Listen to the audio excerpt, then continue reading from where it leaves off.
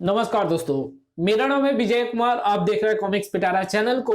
दोस्तों, हम लोग कॉमिक्स पढ़ रहे थे कार्ल ओलंपाक, जो कि भोकाल और एंथोनी की कॉमिक्स है। इसका पहला और दूसरा पार्ट मैंने अपने चैनल पे अपलोड कर दिया है। पहले और दूसरे पार्ट में मैंने इस कॉमिक्स को 50 पेज तक कवर कर लिया था। अब इस पार्ट में इसके आगे कहानी को शुरू करते हैं, क्योंकि हमारे काल के वासी ना तो भविष्य से आने वाली प्रदूषित वायु का सामना कर पा रहे हैं और ना अत्याधुनिक घातक अस्त्रों का। तेरी दशा बता रही है भोकाल कि तुझे मेरी बातों पर भरोसा नहीं हो रहा। विश्वास होगा, अभी होगा। मैंने तुझे विश्वास दिलाने के लिए इस विशाल दूरदर्शन पटल का निर्माण कर दिया है। इस पर दिखते विश्व भर के दृश्य तुझे मेरी बात का विश्वास दिलाएंगे। अगली क्षण वो विशाल दूरदर्शन पट चमकने लगा और उस पर दिखाई देने लगे ऐसे दृश्य जिसने भोकाल जैसे व्यक्ति को भी भौचक्का कर दिया। उस महाबली का सारा अस्तित्व हिलकर रह गया। ओफ! भविष्य और वर्तमान के मिलने से चारों ओर हाहाकार मचा हुआ है। भविष्य के लोग लालच में विनाश मचा रहे हैं, जबकि वर्तमान के वासी स्वयं को बचाए रखने के लिए मार काट मचा रहे हैं। दूसरे क्षण सिंह की मानित गरज उठा भोकाल। ये सब तेरे कारण हुआ है दुष्ट भुजांग। मैं तुझे छोड़ूंगा नहीं। ओह, वैसे तो तू मुझे किसी भी तरह समाप्त नहीं कर सकता, और मान भी ले कि तू ऐसा कर सकता है तो भी मैं तुझे सलाह दूंगा कि तू ऐसा करियो मत, क्योंकि अगर तूने ऐसा किया तो मेरे साथ वर्तमान और भविष्य काल को अलग अलग करने का उपाय भी समाप्त हो जाएगा, और अगर ऐसा हो गया तो ना वर्तमान बचेगा और ना भविष्य। सब कुछ नष्ट हो जाएगा, मानव भी और मानवता को संरक्षण देने वाली पृथ्वी भी। भोकाल को रोकने ही पड़े अपने कदम, माननी ही पड़ी उसे फुजांग की बात, कहना ही पड़ा उसे, मैं मानवता और पृथ्वी को बचाऊंगा। मैं वर्तमान और भविष्य काल को अलग अलग करूंगा। शाबाश भोकाल, तुझे ऐसा करना ही चाहिए। और जानता है ऐसा कैसे होगा? इसके लिए तुझे काल ओलंपाक में जाना होगा। काल ओलंपाक? हाँ, मेरे द्वारा निर्मित किया हुआ काल ओलंपाक, जिसके केंद्र में रखी है वो काल चक्र मणि, जिसने वर्तमान और भविष्य को मिला दिया है। अगर तुम उस मणि को हासिल करके उसे ओसाका ग्रह के उसके पूर्व स्थान पर पहुंचा दो तो तुम दोनों कालों को अलग अलग करके पृथ्वी और मानवता को बचा सकते हो। मैं काल ओलंपाक में जाकर काल चक्र मणि प्राप्त करूंगा। रोका किसने है? जाओ, रास्ता सामने है। रोका किसने है? जाओ, रास्ता सामने है। जैसे ही भोकाल ने काल ओलंपाक में कदम रखा, वैसे ही इस काल ओलंपाक से कभी वापस नहीं आएगा भोकाल। वहां मैंने ऐसे द्वारों का निर्माण किया हुआ है जिन्हें पार करने के प्रयत्न में भोकाल को मृत्यु के अलावा और कुछ नहीं मिलने वाला। भोकाल इस समय काल ओलंपाक के पहले द्वार पर था, और वो द्वार था बल द्वार। इस समय तू जहां खड़ा है वहां से आगे बढ़ने के रास्ते को बल द्वार कहते हैं, और ये बल द्वार बल से ही खुलेगा। लेकिन मेरा बल कहां प्रयोग होगा? उत्तर अगले क्षण सामने आ गया, उस भयानक शैतान के रूप में जो अच्छे अच्छे मनुष्य के होश उड़ा दे, और बड़ाक, जिसका वार अच्छी से अच्छी चट्टान को चकनाचूर कर डाले। भड़ाक! लेकिन वो भोकाल था, और भोकाल अपने होशों को काबू में रखना भी जानता था, और दुश्मन के वार को सहकर संभलकर खड़े हो जाना भी उसे खूब आता था। अभी काट कर फेंकता हूं इसे। ओह, हालांकि इसका शरीर मेरी ही तरह हार्ड मांस का बना हुआ है, लेकिन फिर भी मेरी तलवार इस पर खरोच भी नहीं डाल पा रही। ऐसा लग रहा है जैसे मैं किसी रुई के ढेर में अपनी तलवार भांज रहा हूं। ओह, मेरी ढाल इसके प्रहारों से मुझको नहीं बचा पा रही है। भड़ाक! क्या हो रहा है ये? भड़ाक! ओह, समझा, ये बल द्वार है, और यहां अस्त्र शस्त्र नहीं बल्कि बल कार्य करेगा। कोई बात नहीं, बल की भी मुझ में क्या कमी है। धाड़! भोकाल ने अपने बल का भरपूर प्रयोग किया। इसी के साथ भोकाल को पता चल गया कि उसमें बल की भी कमी नहीं थी, लेकिन कमी होने जा रही थी। ओह, इस पर वार करते ही मुझे ऐसा क्यों लग रहा है कि मेरा बल छीन हो रहा है? मुझे शायद भ्रम हुआ है। भूल जाना चाहिए मुझे इसे और अपना ध्यान इसे ठिकाने लगाने में लगाना चाहिए। धड़ाक! अपने दुश्मन को दूर फेंकने के साथ ही भोकाल को एक बार फिर धक्का सा लगा। मुझे फिर कमजोरी अनुभव हो रही है। अब तो मेरे हाथ पांव कांपने लगे हैं और अब तो मुझे लग रहा है जैसे मैं खड़ा भी नहीं हो पाऊंगा। उफ! अब साए साए करने लगा भोकाल का मस्तिष्क। अब समझा इस बल द्वार को बल से ही पार करने का मतलब, और यह समझा कि यहां आने वाला कोई भी प्राणी इस द्वार को बल से ही प्राप्त कर ही नहीं सकता, क्योंकि यहां वो जितना ज्यादा बल का प्रयोग करेगा उतना ही ज्यादा उसका बल छीन होता जाएगा, और बल प्रयोग करते करते एक क्षण ऐसा आएगा कि यहां बल प्रयोग करने वाला मरणासन दशा में पहुंच जाएगा। नहीं, मेरे साथ ऐसा नहीं होगा। मुझे पृथ्वी की रक्षा करनी है। मुझे वर्तमान और भविष्य में मची प्रलय को रोकना है, और इसके लिए मुझे अपने कम से कम बल का अधिक से अधिक लाभ उठाना होगा। मुझे अपने बल का प्रयोग करने का तरीका बदलना होगा, और उस तरीके में मैं अपने बल को इस राक्षस पर वार करने में नहीं, बल्कि इस विशाल चट्टान को अपनी जगह से खिसकाने में प्रयोग करूंगा। भोकाल जो कर रहा था वो अजीब था, लेकिन फिर भी भोकाल उस काम को करने के लिए अपनी ताकत के एक एक कतरे का प्रयोग कर रहा था, और ऐसा वो इसलिए कर रहा था क्योंकि वो हर हाल में हासिल करना चाहता था सफलता। कड़ कड़ कड़, और आखिर उसे सफलता मिली भी, उस भारी चट्टान के लुढ़काने के रूप में, जो विचित्र और भयानक राक्षस को रौंदती चली गई। भोकाल ने चैन की सांस ली। उफ! अगर मैंने सही समय पर अपने बल का सही प्रयोग करने की नहीं सोची होती तो आज मेरा अंत निश्चित था। खैर, मैंने बल से काल ओलंपाक का बल द्वार खोल दिया है। मैं इससे होकर आगे बढ़ता हूं, आगे वहां जहां कोई दूसरा द्वार मौजूद है। ओह! उस रास्ते पर चलते चलते भोकाल फिसला तो रुक नहीं पाया, फिसलता ही चला गया। ओह! ये मैं फिसलता हुआ कहां जा रहा हूं? भोकाल की वो फिसलन यात्रा जल्द ही एक रहस्यमयी स्थान पर जाकर खत्म हुई। ओफ! थू! कैसी मिट्टी है इस स्थान की, बिल्कुल नमक जैसी नमकीन। लेकिन ये मैं यहां कहां आ पहुंचा? उत्तर वहां गूंजी उस आवाज ने दिया, बुद्धि द्वार पर तुम्हारा स्वागत है। तुम यहां अपने बुद्धि का प्रयोग करके ही इस द्वार को पार कर सकते हो। ओह! यानी इस समय मैं काल ओलंपाक के दूसरे द्वार पर मौजूद हूं, और जहां तक मेरा अनुमान है कि इस द्वार को पार करने के लिए मुझे इस बड़ी झील को पार करना होगा, और मुझे नहीं लगता कि इस झील को पार करने के लिए मुझे अपनी बुद्धि लगानी पड़ेगी। हाँ, तैरने के लिए थोड़ी शारीरिक शक्ति अवश्य लगानी पड़ेगी। ओह नहीं! अचानक भोकाल की आंखें आश्चर्य से फटी की फटी रह गई। उसकी आंखों के सामने दृश्य ही ऐसा था। मेरे पैर के ठोकरे से जो पत्थर अभी अभी इस झील के पानी में गिरा है, वो गिरते ही मोम की भांति पिघलकर इसी पानी का अंग बन गया है। ऐसा कैसे हो सकता है भला? कहीं मेरी आंखों को भ्रम तो नहीं हुआ? अभी पता चल जाता है। छपाक! भोकाल ने पानी में जो बड़ी चट्टानें उछाल फेंकी थी, उसे पानी बनने में एक क्षण भी नहीं लगा। ओफ! मेरा भाग्य अच्छा है जो मेरे पांव से टकराकर एक पत्थर झील में जा गिरा, नहीं तो जैसे ही मैं इस झील के पानी में कूदता, मेरा शरीर भी इस झील के पानी में मिल गया होता। महागुरु भोकाल ने मेरी सहायता की।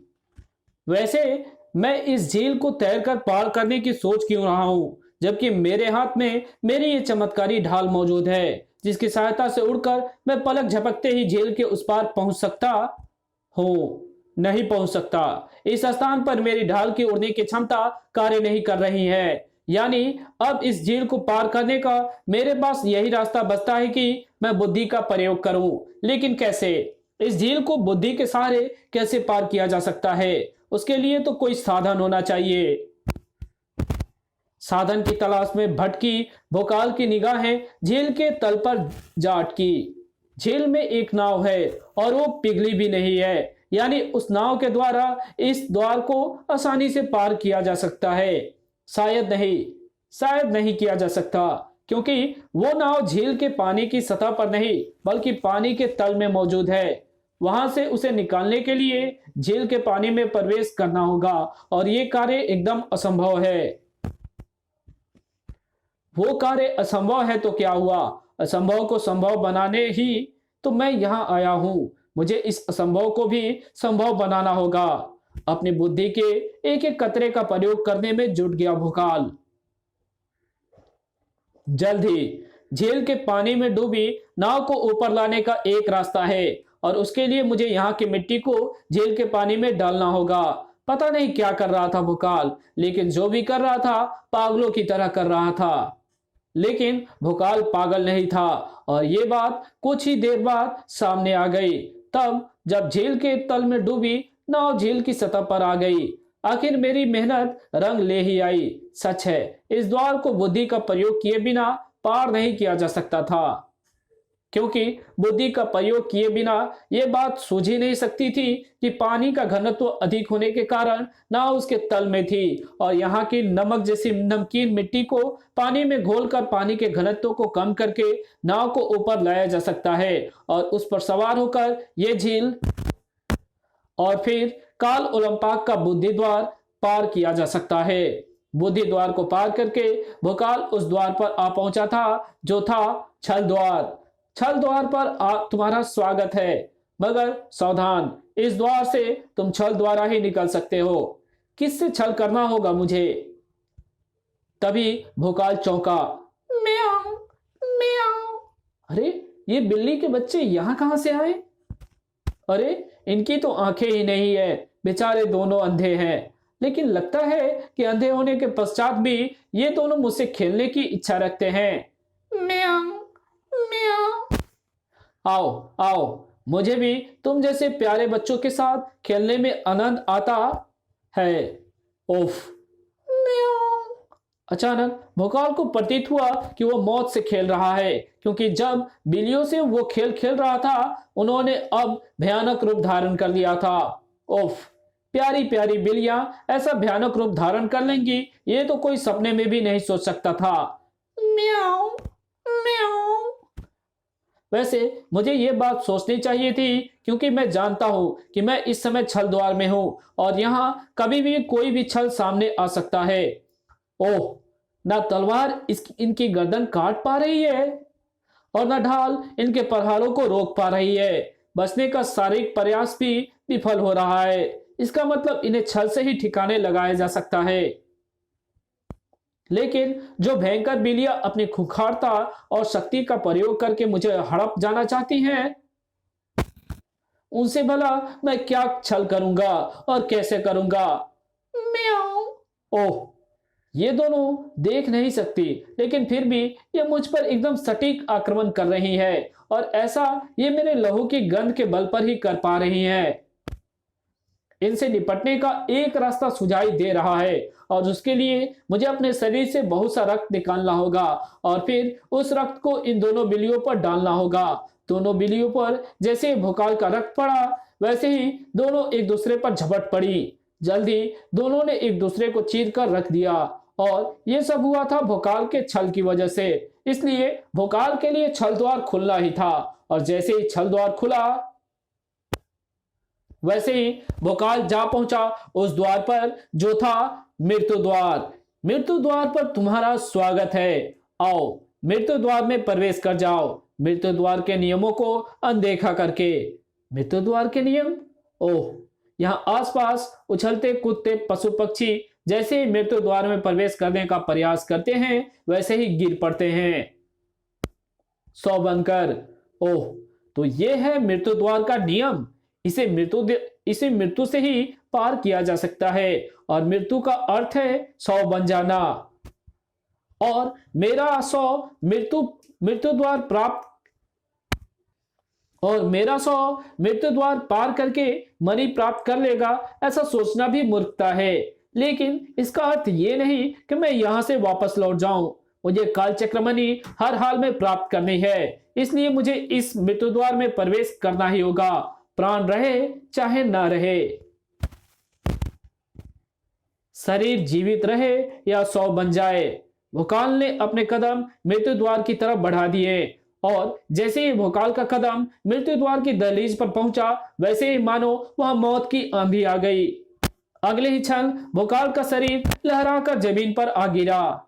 इसी के साथ खुशी से बलियों उछल पड़ा फुजांग। भोकाल समाप्त हुआ। मृत्यु द्वार में कदम रखते ही मेरे सबसे बड़े शत्रु भोकाल का जीवन समाप्त हो गया। वो 100 में बदल गया। अब सारा विश्व मेरे कदमों में लौटेगा। अब सारे ब्रह्मांड पर राज करेगा फुजांग, एकमात्र फुजांग। और अब मैं बनूंगा सबसे बड़ा महाबली।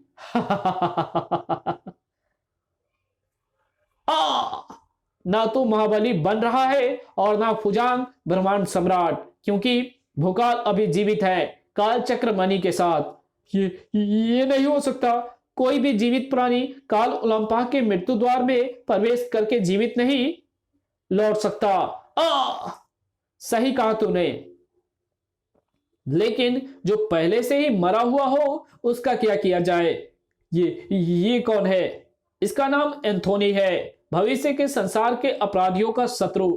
लेकिन दुर्भाग्य यह है कि यह जीवित नहीं है, बल्कि एक चलता फिरता मुर्दा यानी 100 है। इसी मुर्दे ने सही समय पर पहुंचकर और धक्का देकर मुझे मृत्यु द्वार में प्रवेश करने से रोका और मेरे देखते ही देखते स्वयं मृत्यु द्वार में प्रवेश करके कालचक्र मणि लेकर वापस आ गया। और अब अगर तू ये सोच रहा है कि मैं कालचक्र मणि लेने एकाएक यहाँ कैसे आ पहुंचा, तो मैं तुझे बता देता हूं कि इससे पहले जब मैं कुछ अपराधियों का पीछा करते करते तुम्हारे काल में भोकाल के सामने पहुंचा था, तो अपराधियों को खत्म करने की जल्दी में मैं भोकाल और इस काल के बारे में कुछ नहीं सोच पाया था। फिर अपराधियों को खत्म करने के बाद मुझे कुछ सोचने का मौका ही नहीं मिला, क्योंकि सुबह हो गई थी। मैं अपनी कब्र में लौट गया, लेकिन जाते जाते अपने साथी प्रिंस कौवे को मैं भोकाल के बारे में पता करने का निर्देश दे गया। प्रिंस ने भोकाल के पीछे लगकर सब कुछ जान लिया और रात होते ही अपनी आवाज से मुझे कब्र से बाहर निकलने के लिए मजबूर करके मुझे सब कुछ बता दिया। धड़ाक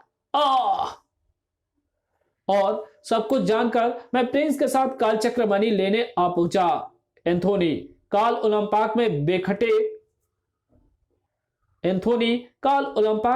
बेखटके इसलिए घुसता चला गया क्योंकि उसके हर द्वार को मैं पहले ही तोड़ चुका था।